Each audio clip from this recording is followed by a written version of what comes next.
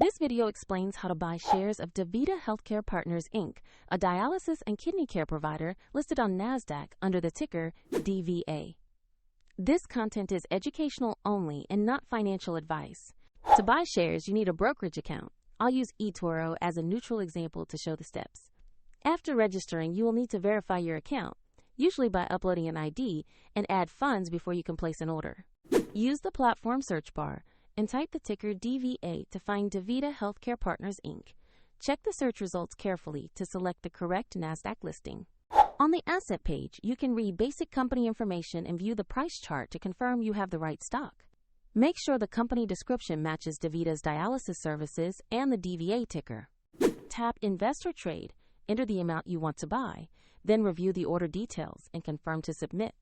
If the market is closed, the order may execute when markets open, and if you lack sufficient funds, the platform will ask you to deposit more before confirming. Once filled, the position will appear in your portfolio, where you can monitor it.